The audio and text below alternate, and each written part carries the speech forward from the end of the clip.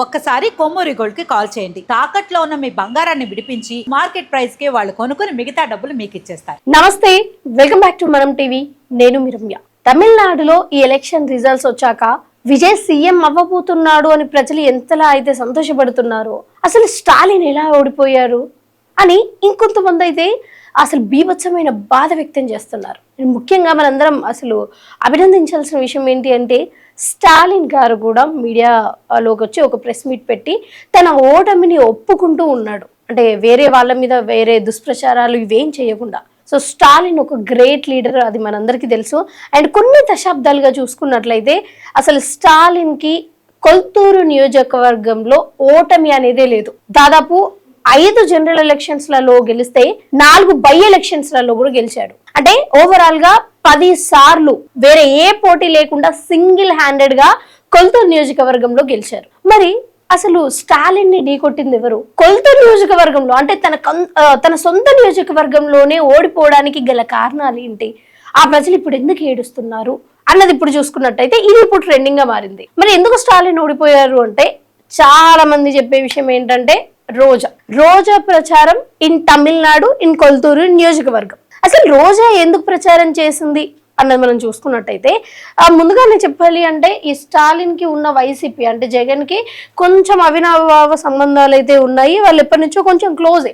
And మన జగన్ గారు కూడా సీఎం అయినప్పుడు తన ప్రమాణ స్వీకారానికి కూడా స్టాలిన్ గారు వచ్చిన సందర్భాలు కూడా మనం చూసాము. అవన్నీ మన ముందుకు కనిపించాయి. సో ఇలాంటి సంబంధం ఉన్న వీళ్ళు మరి జగన్ ఒకేసారి ఓడిపోయాక మేబీ రోజా అసలు ఇంకా జగన్ మళ్ళీ సీఎం అవుతాడా లేదా అన్న ఈ డౌట్ లో ఉందనుకుంటా. సో అసలు ఇప్పుడు ఏపీలో కొంచెం పక్కకు పెట్టి ఇప్పుడు తమిళనాడుకి వచ్చి తమిళనాడులో ప్రచారాలు చేసింది. మరి స్టాలిన్ అంటే తమిళనాడులో స్టాలిన్ గారు ఏమైనా రాజకీయాలు చూసుకోవడానికి కానీ సినిమా పరంగా ఏమైనా సహాయం చేస్తాడేమో అని కానీ ఏమైతే వచ్చి అంటే రోజా గారు అయితే వచ్చి తమిళనాడులో ప్రచారం చేయడం స్టార్ట్ చేసింది. అండ్ ఈ అసలు రోజుకి తమిళనాడుకి అసలు ప్రచారం చేయాల్సిన అవసరం ఏంటి అన్నది చూసుకున్నట్టయితే, స్టాలిన్ ఏమి రోజాని అడగలేదు వచ్చి ప్రచారం చేయమని. అండ్ రోజాకి కూడా ఎంతో కొంత మాత్రం ఉంది. తమిళనాడులో రోజా అంటే ఎవరో ఏంటో తెలుసు. అండ్ కొన్ని సినిమాలలో ఒకప్పుడు చేశారు. అండ్ రోజా వాళ్ళ హస్బెండ్ అయితే ఒక మంచి పెద్ద పెద్ద హీరోస్ తోని కూడా ప్రొడ్యూసర్ అండ్ ఆల్సో డైరెక్టింగ్ చేసిన అతను. సో ఎంతో కొంత నేమ్ అండ్ ఫేమ్ ఉంది. కానీ ఈమెది ఐరన్ లెగ్ అనేది ఇప్పుడు తమిళనాడు ప్రజలు అంటున్నారు. అసలు ఏ విధంగా అసలు ట్రోల్స్ చేస్తున్నారు, మీమ్స్ చేస్తున్నారు రోజా మీద అన్నది ఇప్పుడు మనం చూసుకునే ప్రయత్నం చేద్దాం. సోషల్ మీడియాలో అంతా కూడా రోజా ఐరన్ లెగ్ మీదే అయితే ట్రోలింగ్ జరుగుతుంది. ఇక్కడ ముఖ్యంగా చూసుకున్నట్టయితే మొన్న కేసీఆర్, నిన్న జగన్, నేడు స్టాలిన్. అంటే కేసీఆర్ కి సపోర్ట్ చేస్తే కేసీఆర్ అంటే అంత పెద్ద బలమైన లీడరే ఓడిపోయారు. తర్వాత జగన్ కి సపోర్ట్ చేస్తే జగన్ కూడా ఓడిపోయాడు. ఈ రోజు స్టాలిన్ పరిస్థితి కూడా అదే.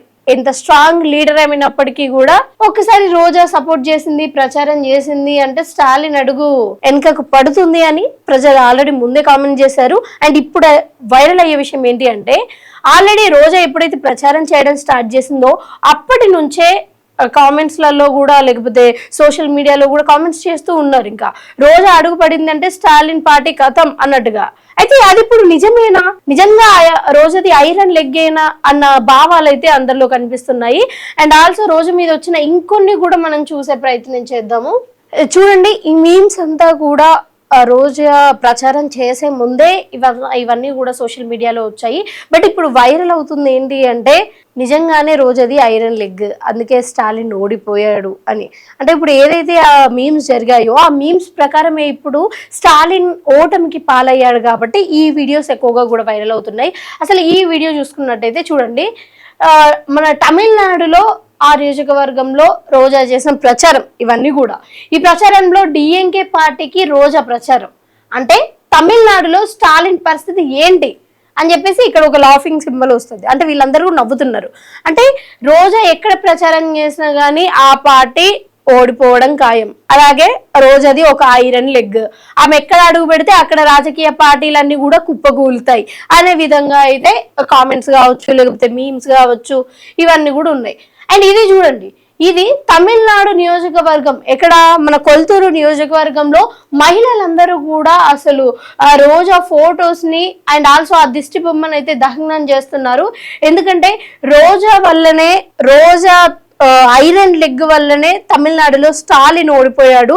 అసలు స్టాలిన్ ఎంత పెద్ద స్ట్రాంగ్ లీడరో మనందరికీ తెలుసు. అండ్ అక్కడ ప్రజలందరూ కూడా ఏడుస్తున్న పరిస్థితి. రోజా వల్లనే ఇదంతా జరిగింది, రోజా ఒక్కతి రాకపోయి ఉంటే ఈ నియోజకవర్గంలో తప్పకుండా స్టాలినే గెలిచేవాడు. అండ్ గత కొన్ని దశాబ్దాలుగా స్టాలినే ఇక్కడ గెలుస్తున్నాడు, ఒకేసారి అసలు ఎలా ఓడిపోతాడు అన్నది. సో ఇదైతే ఇక్కడ చేస్తున్నారు. అండ్ ఇక డిఎంకే పార్టీకి రోజా ప్రచారం అంటే తమిళనాడులో స్టాలిన్ పరిస్థితి ఏంటి అని. సో ఇది చూసారు కదండి, ఇట్లా రోజా దిష్టి బొమ్మని ఫొటోస్ ని అయితే దగ్నం చేశారు. సో ఇదండి, రోజాని ఐరన్ లెగ్ అంటున్నారు, రోజా హ్యాష్ ట్యాగ్ అని అయితే ఇప్పుడు సోషల్ మీడియాలో వైరల్ అవుతుంది. అంటే నిజంగానే కొన్ని దశాబ్దాలుగా స్టాలిన్ ఆ నియోజకవర్గంలో అసలు ఎలాంటి పోటీ లేకుండా ఒంటరిగా తను గెలిచిన వ్యక్తి ఇప్పుడు నిజంగానే ఓడిపోయారు అంటే ప్రజలలో కాకుండా నార్మల్గా బయట కూడా అందరు కొంచెం ఆశ్చర్యానికి గురవుతున్నాడు.